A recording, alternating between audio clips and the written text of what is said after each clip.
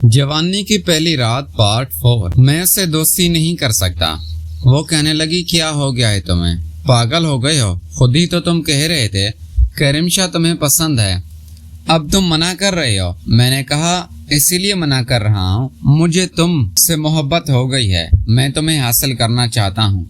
मैं यकीन करो जब तुम्हें देखता हूँ मैं पागल सा होने लगता हूँ। मैंने अपनी जिंदगी में तुम्हारी जैसी हसीन लड़की आज तक नहीं देखी।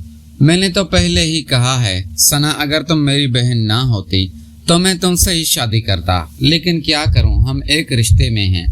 लेकिन दूसरा काम हो सकता है अगर तुम चाहो तो। फिर सना खामोश हो गई और तब तक मेरा घर भी आ चुका था।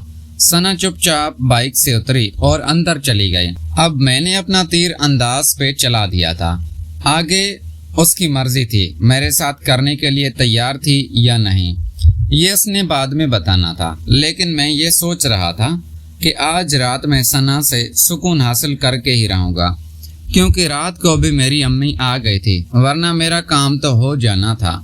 मैं अब ये इंतजार कर रहा था कि रात हो और मैं दोबारा लूडो के बहाने सना के कमरे में जाऊं और उसे अपने काम के लिए राजी करूं। घर हम आए तो मेरी अम्मी तैयार होके खड़ी हुई थी। मुझे कहने लगी, ज़ुबैर मैं तुम्हारा इंतजार कर रही थी। मुझे आज मेरे ऑफिस से फ़ोन आया था, वो कह रहे थे कि ऑफिस लेटर ले जाओ। चलो मुझे उसी ऑफिस दोबारा ले जाओ जहाँ लास्ट टाइम मुझे तुम ले गए थे। मैंने आज जब से गौर से अम्मी को देखा तो मेरी अम्मी भी बहुत प्यारी लग रही थी। मेरी अम्मी पहले से ही मॉडल थी, वो अपने वजूद का ख्याल भी रखती थी, वो हल्की फुल्की जिम भी करती थी। मेरी अम्मी को देख के ये नहीं लगता था कि सना और मैं उसके बच्चे हैं, क्योंकि वो तो नौजवान लगती थी। खैर मैंने अम्मी को कहा, मैंने कहा अम्मी अभी तो कॉलेज से आया हूँ, अभी मुझे भूख लग रही है, खाना तो खाने दो। फिर वो कहने लगी, हाँ तुम जल्दी से खाना खा लो और चेंज कर लो। अम्मी ने मुझे खाना दिया, मैंने फिर अपना चेंज कर दिया। फिर मैं अम्मी को लेके दोबारा उसी ऑफिस में आ गया था। आज जब मैं उस ऑफिस में दोबारा आया, आज तो काफ़ी रश था, बहुत सारी लड़कियां यहाँ पे काम करती थी जो कि थी भी बहुत खूबसूरत।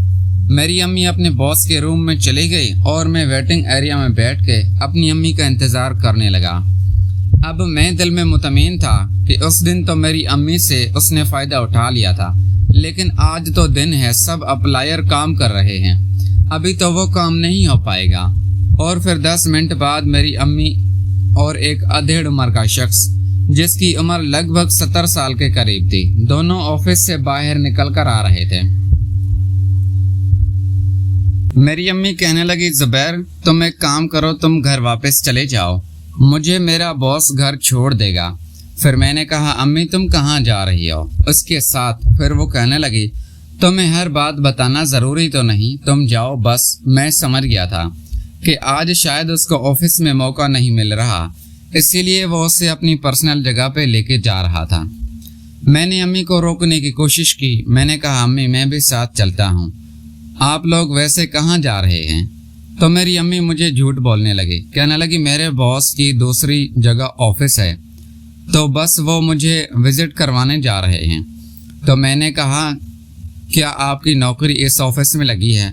मेरी अम्मी कहने लगी, नहीं नौकरी तो इसी ऑफिस में करूँगी, लेकिन बॉस अब कह रहा है तो जाना पड़ेगा, उससे मैं मना तो नहीं कर सकती ना। फिर मैं कुछ पूछता, मेरी अम्मी वहाँ से चली गई। अब मैं पहले तो ये सोच चुका था कि मैं यहीं बैठ जाता हूँ, देखता हूँ मेरी अम्मी यहाँ आती है, या फिर मैंने कहा कि मेरी अम्मी यहाँ क्यों आएगी, वो तो बाहर से ही मेरी अम्मी का बॉस से उससे घर छोड़ देगा। यहाँ पे मैंने देखा तो बहुत खूबसूरत लड़कियाँ थी। फिर मैंने सोचा कि किसी से हेलो हाय करता हूँ ताकि मुझे यहाँ पे अम्मी की डिटेल मिलती रहे। फिर मैं वहीं पे बैठ के कुछ लड़कियों को देखने लगा, अपने मतलब की लड़की तलाश करने लगा। इतने में एक लड़की पे नजर पड़ी, वो कंप्यूटर में कुछ काम कर रही थी। अब मैंने सोचा कि उससे जाके बात करूं। हिम्मत बांध के उस लड़की के पास चला गया और मैंने उससे कहा कि मैं भी आपको दूर से देख रहा था, मेरी अम्मी यहाँ पे नौकरी कर रही है, मैं अपनी अम्मी को लेके आया था, तो मैं चाह रहा था कि मेरी अम्मी के ऑफिस में मेरी जान पहचान हो जाए, تو وہ لڑکی مجھ سے پوچھنے لگی، اچھا جو ابھی ہمارے باس کے ساتھ گئی ہے وہ تمہاری امی تھی؟ میں نے کہا ہاں۔ وہ بھی حیران ہو رہی تھی، کہہ رہی تھی وہ تو ایک ماڈل خاتون لگتی ہے، وہ تو کہیں سے نہیں لگتا کہ شادی شدہ ہے، اور تم اتنے بڑے ان کے بچے ہو۔ میں نے کہا ہاں، اصل میں میری امی اپنی صحت کا خیال رکھتی ہے۔ پھر وہ لڑکی کہنے لگی، اگر میں تمہیں سچی بات بتاؤں تو اپنی امی کو اس آفس سے روک لو، یہاں پہ اس کو نوکری نہ کرنے دو، کیونکہ یہاں پہ جو بھی عورت نوکری کرتی ہے اس کے ساتھ کیا ہوتا ہے یہ تمہیں نہیں۔ پھر میں نے اس سے کہا کہ ہاں، یہی جملہ میں نے گارڈ سے بھی تو سنا تھا، اسی لیے میں ڈرا ہوا تھا، اور اگر میں سچ بتاؤں تو میں تم سے بھی یہی بات کرنے آیا تھا اس کے بارے میں۔ تو لڑکی کہنے لگی، رکو، یہاں پہ کوئی بات نہیں کرو، میں تمہیں اپنا نمبر دے دیتی ہوں، ہم فون پہ بات کر لیا کریں گے۔ اس لڑکی نے جتنی آسانی سے مجھے اپنا نمبر دے دیا تھا، مجھے ایسا بالکل بھی نہیں لگا تھا، میں تو ڈر رہا تھا کہ کہیں وہ لڑکی مجھے باتیں ہی نہ سنا دے۔ اس کا نمبر لے کے میں واپس اپنے گھر میں آ گیا۔ میں نے گھر آ کے دیکھا تو میری بہن ثنا اور عائشہ دوبارہ کمرے میں تھی، اور گھر پر کوئی بھی نہیں تھا، کیونکہ میرا ابو شام میں گھر آتا ہے۔ تو میں نے جب اپنی امی کے کمرے کا دروازہ کھولنا چاہا تو وہ اندر سے لاک تھا۔ میں سمجھ گیا کہ ضرور اس سے دن والا کام ہو رہا ہے۔ اب میں نے کہا کہ یہ موقع میرے ہاتھ بہت اچھا لگا ہے، کیونکہ دونوں کو اگر آج میں اس حالت میں پکڑ لوں گا تو میں ان دونوں سے اپنی خواہش پوری کر سکتا ہوں۔ پہلے تو میں دیکھنے لگا کہ کھڑکی اندر سے جھانک کر کنفرم تو کروں کہ اندر آخر ہو کیا رہا تھا، لیکن مجھے کوئی سوراخ مل نہیں رہا تھا جہاں سے میں اندر دیکھنے کی کوشش کرتا۔ پھر میں نے سوچا کہ ان کا گیٹ ہی بجا دیتا ہوں۔ پھر میں نے دروازہ بجایا تو کسی نے دروازہ نہیں کھولا۔ پھر میں نے تھوڑی دیر بعد دوبارہ بجایا تو پھر ثنا نے دروازہ کھولا۔ مجھے کہنے لگی، کیا ہوا، تم لوگ بھی آ گئے، اماں کہاں ہے؟ میں نے کہا، ثنا کی بچی، تو چھوڑ اماں کو، یہ بند اندر کون ہے؟ وہی عائشہ ہے نا، تمہاری دوست۔ میں نے اسی دن بھی تمہیں موقع منع کیا تھا کہ یہ اچھی بات نہیں ہوتی۔ تو وہ کہنے لگی، تمہیں کیا مسئلہ ہے؟ تم میری ذاتی لائف میں کیوں ٹانگ اڑا رہے ہو؟ میں نے تمہارا کام کروا دیا ہے نا، رمشا تمہیں مل گئی ہے نا، اب کام چلاؤ، اس سے کام کرو۔